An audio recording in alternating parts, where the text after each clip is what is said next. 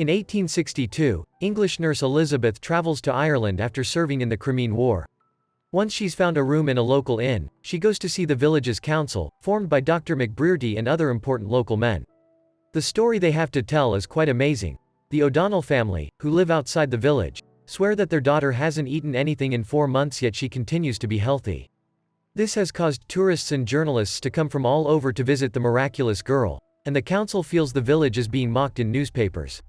Elizabeth will be working with Sister Michael to keep an eye on Anna in order to discover if there truly is a miracle going on or if it's all a trick. That said, it's forbidden to force Anna to eat, but she can be fed if she asks for it, which hasn't happened so far. Elizabeth and Sister Michael will take turns in 8-hour shifts, and they can't share information with each other. Then in 2 weeks they shall bring separate reports to the council.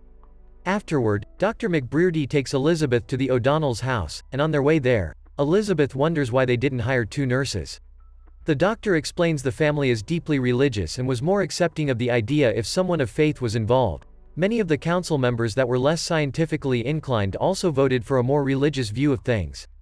At the house, Elizabeth first meets Anna's mother Rosaline, her father Malachi and her sister Kitty, but she can't see Anna yet because there are visitors, so Elizabeth takes the chance to ask questions about the kid's medical history, although there isn't much to say. Anna is healthy, perhaps just a bit delicate, and never shows any signs of appetite. Elizabeth points out that this watch could better be conducted at a hospital, but the family refuses to let them take Anna away. Once the curious tourists finally leave after dropping some money for the family as thanks, Elizabeth gets to meet Anna at last and finds her in the middle of praying.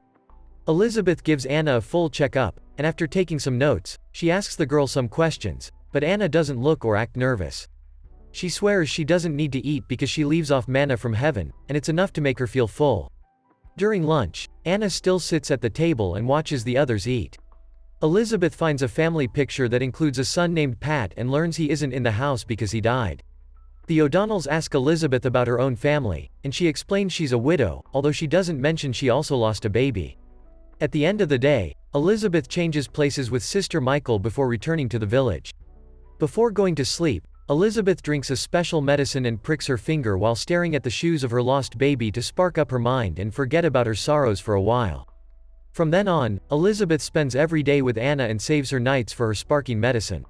Soon they enter an easy routine that allows Elizabeth to get to know Anna better, like the fact her main hobby is collecting religious cards.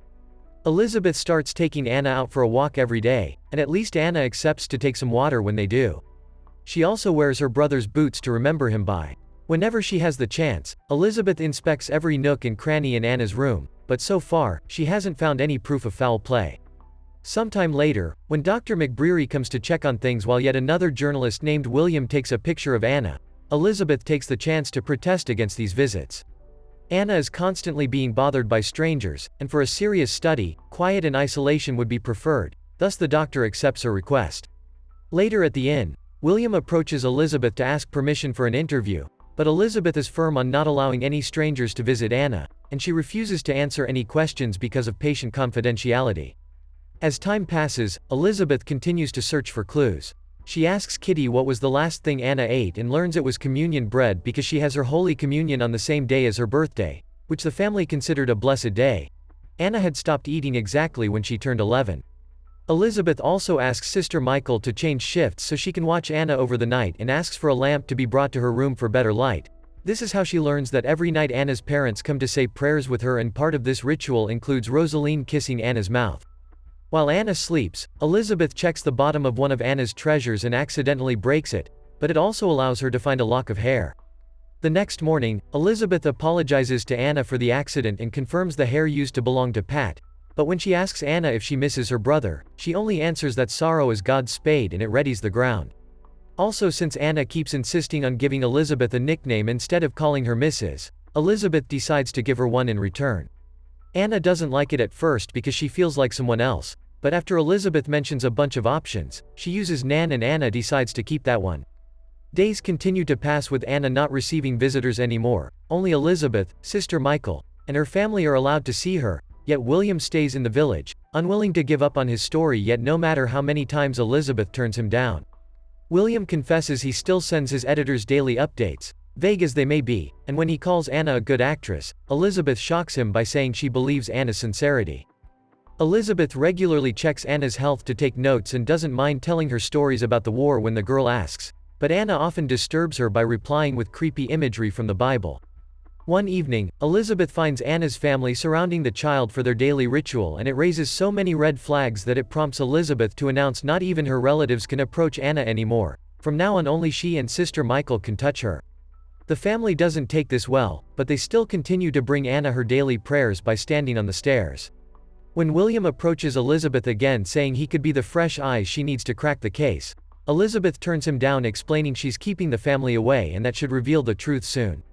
Hearing this worries William because that means Anna won't be getting food for real now, and there's no way the family will confess because then they'll be either arrested or kicked out for concealment, conspiracy to fraud, and misrepresentation of God's will.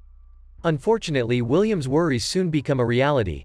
The next time Elizabeth checks on Anna, she discovers she's lost a tooth.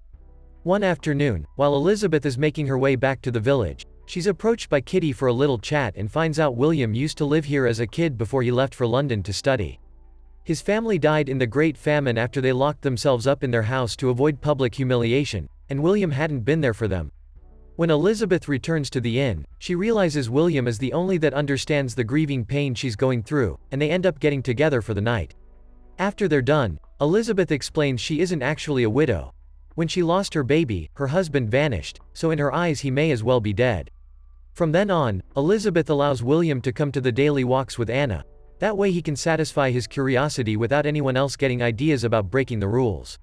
For now though, William doesn't ask any intrusive questions and opts instead for sharing stories about all the countries he's visited for his job. Sadly, things don't get any better. Anna is getting weaker and is constantly tired. Elizabeth allows at least Kitty to enter the room again and has a talk with the parents, asking them to force Anna to eat, but they refuse because Anna made them promise on her birthday that they would never ask for such a thing. Desperate for help, Elizabeth goes to see Dr. McBrearty, but he pays no attention to her warnings because he sees this as a necessary experiment. As Anna gets worse every day, Elizabeth finally snaps and brings a medical hose to force feed Anna some soup. However, when she notices Anna is crying in pain, Elizabeth quickly takes it out and apologizes for her outburst. Anna understands and is so kind about it that when her mother asks what were those noises about, she doesn't snitch. One afternoon, Anna begins having trouble breathing while having the daily walk, but she refuses to go back to the house because she wants to show Elizabeth and William the little lake near her house that she calls the Holy Well. This extra effort makes her pass out, so Elizabeth rushes her back home, where Rosaline tries to indirectly ask her daughter if she wants food, but Anna still turns her down and promises she just needs to rest. From then on, Anna coughs often and has constant trouble breathing, thus she begins moving around in a wheelchair brought by Dr. McBrearty. After a night spent comforting Anna because coughing wouldn't let her sleep, Elizabeth is having lunch on her own and her obsession with the case finally lets her have a revelation. She rushes to see Anna and tells her the sacred manna she thought she was consuming through God had been chewed food her mother fed her through the kisses during their rituals, but Anna refuses to see it as food.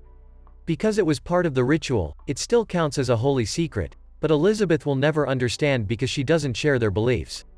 Even if the truth is out now, Anna refuses to receive food or those kisses again because she's been fasting on purpose to save her brother's soul. It turns out Pat took advantage of Anna since she was 9, calling it double love, because she was both a sister and a wife to him. Rosaline blamed Anna for Pat's despicable actions, and now Anna even admits she loved him too. That's why she's fasting. Usually religious fasting is only for a day or two, but Pat's soul must be terribly deep in hell for his actions. He died of a mysterious disease that Anna thinks was a sign of God's wrath, so she must make a sacrifice to save Pat's soul from damnation. Elizabeth tries to explain to Anna that nothing was her fault and how damaging can it be to think like that, but Anna is firm on her decision. When the time comes to present her report to the council, Elizabeth tells the men that Anna is dying and that her mother had been feeding her through those kisses like a bird. The council doesn't believe her because they've seen an article written by William saying Anna's death will be the responsibility of both the parents and the community and therefore murder, so they think she's making up facts to back up his story. When Elizabeth protests, they ask Sister Michael for her opinion, but she denies having seen those kisses. Elizabeth accuses her of lying, and the council decides to bring Anna in as a tiebreaker, but she denies it all as well. The council allows Elizabeth to continue her watch, but now she's thought of as a fool by everyone. Anna's condition continues to get worse to the point where she throws up even the little water she drinks. Elizabeth tries to reason with Rosaline, telling her to give those kisses to Anna again, But Rosaline refuses. She doesn't see this as losing Anna, she thinks she's working toward her and Pat's salvation. Rosaline is at peace because she's sure her children will go to heaven. On Sunday the family will be at Mass, so it's Elizabeth's last chance to do something.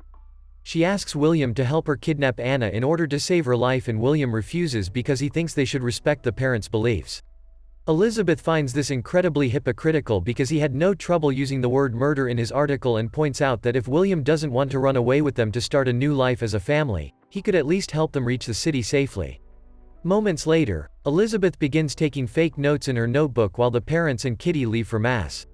When Anna begins having the worst trouble breathing so far, she realizes her time has come, but Elizabeth approaches her with a new concept. She could let Anna die, but a new girl could be born from that sacrifice. A girl called Nan that is 9 years old again and never went through anything bad. Anna likes the sound of this because part of her would still go to God, so Elizabeth takes her on the verge of death to the holy well and guides her through a ritual where Anna closes her eyes and is unconscious for a few seconds. When the girl wakes up again, Elizabeth tells her she's Nan now, and finally gets to feed her.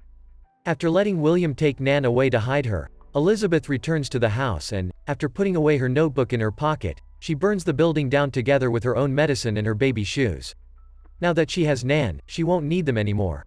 To make her story more believable, her hands get burned too. Sometime later, Elizabeth presents to the council her notebook with fake notes about Anna getting worse and dying naturally, explaining that the shock of Anna's death made Elizabeth so upset she accidentally knocked off the lamp and started the fire.